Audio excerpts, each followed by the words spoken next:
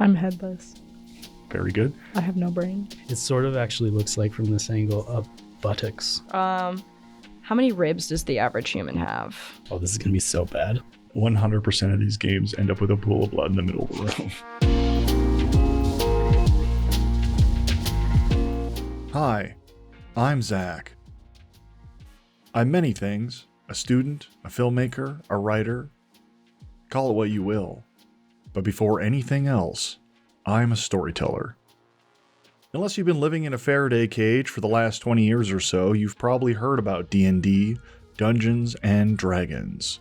Dungeons and Dragons. Dungeons and Dragons. Dungeons and Dragons. Dungeons and Dragons. In case you haven't heard about it, D&D is a game system in a large umbrella of game systems called RPGs, role-playing games. There's something special about the tabletop experience. Some sort of secret sauce that offers audiences, players, game masters, creators, storytellers like me, a new dimension of thrills and chills. Plainly, I think it's more than just a game, and I'm not alone in this. Today, I'm making my mission to show you what great and terrible things roleplay can do. Yes, you're coming with me.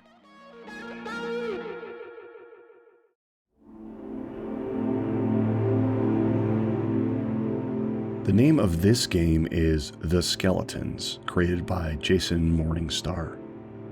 At $15, this little book sells itself as less of a game and more of a meditative, structured, freeform experience. To me, this is a perfect candidate to show off the power of RPGs. I conned two of my favorite friends, Amanda Erickson and Sean Bell, into agreeing to play, and I pulled them into the studio. Things were off to a great start. The first thing that players do is select their skeletons, which comes with a list of prompts, memories, ideas, and props, all fragments of what they know or who their skeletons may have been in life. And Amanda, you are the headless? I'm headless. Very good. I have no brain. And Sean, what were you? Horror. I picture more of like a Frankenstein-esque monster skeleton, bones that are literally, they don't match size. Like there are multiple bones that make up the skull that don't really match size. Like it could be a baby, it could be a goat part over here. Like it's animal and human, just a mangled mess of bones. All right, and what does your jewelry look like? A lot of green gems for some reason. I picture green gems. Okay.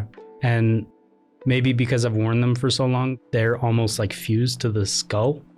Okay, Amanda, tell me about your headless. If I remember right, there are some special things about you. Yeah, so the actual, if you want to say dictionary definition is your skull is long gone, but it doesn't matter. You carry an iron mace and a holy symbol. What is your holy symbol? I was gonna go the basic way and just say like a fat cross made out of silver, but not Christianity.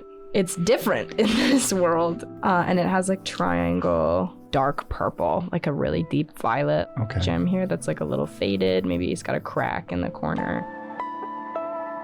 I like to think that this is gonna be dramatic. No, hit me. That my little homie here was attached to a religion as a living person. They detached from that at some point, but kept the symbol as like a sort of respect thing and turned to magic at some point rather than following deity or a religion. And that caused a lot of beef when you're alive. I tried to make that less serious. No, you can go serious. If I don't cry by the end of this, I don't know if we're doing it right.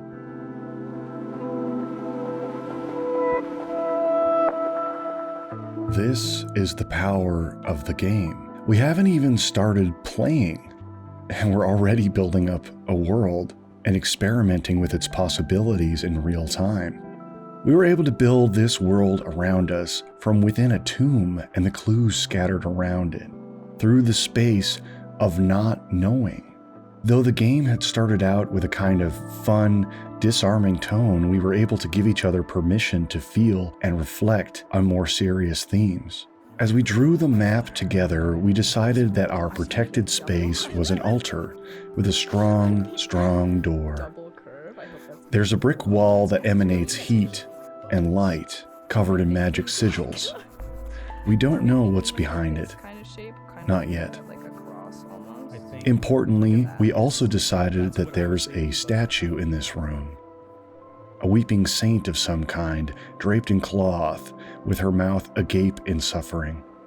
Now, it was up to me to give them a problem to solve. Truthfully, none of us were prepared for what came next. And then you both hear the sound of the door. It creaks. Not like something's pressing on it, but like something has just opened it. And then there is a figure standing. They are emanating their own light, glowing faintly. They're translucent, and they look very, very familiar. They are a one-to-one with the statue. I look at the figure in kind of shock, not fully understanding what I'm seeing, wondering if it's real or not. She looks back at you. She appraises you closely, and she has a very mournful look. Genuine sadness. Genuine sadness. And she approaches you. I suppose, like, seeing her genuine sadness, I feel it in a certain way because I too have a lot of sadness. She knows. And she comes very close to you. And she touches your face. And she asks if you want her to take your pain away. I want to know why I have the pain. She wants to know too. But she doesn't have that answer for you. And just like that, the game became real.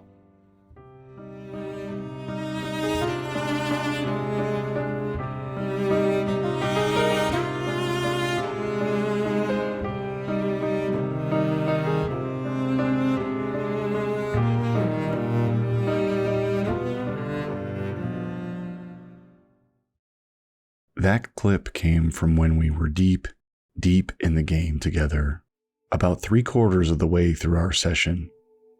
All of our walls had dropped at that point, and that's when it started to become something else. For a long time in my life, there was like pain, and all I want to do is overcome that pain. And I think this game is very good at making you don't realize that it's making you face that trauma in some way and overcoming it. Then as the game was unfolding, I started to recognize it and address it. And in the end, I think I just want to be loved. And I think this game is, it's really good at unearthing that, I don't know, almost like an inner child.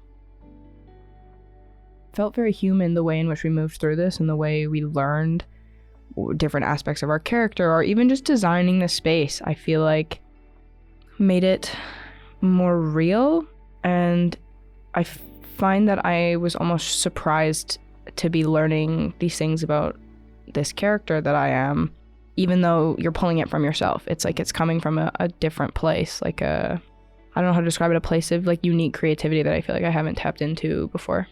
I was pretty drawn to Headless because of the lack of identity I feel like that comes with. As somebody who feels quite wishy-washy in my own identity often, not even just like a gender thing, but just as a human being, my interests and the things that I value, I find that I'm questioning those often, almost too much, like to a degree where I just unravel kind of my whole being as this like sort of falsified idea that I've created.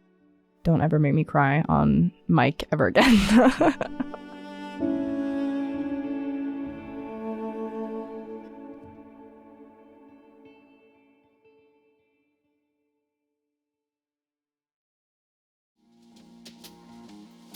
These two made a wonderful story. Special thanks once again to Amanda Erickson and Sean Bell for playing the game and building this story with me.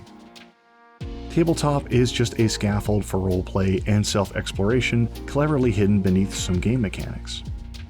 Thank you for tuning in and riding along on our little one-off adventure. From Edmonton, yours truly, Zach Dafoe.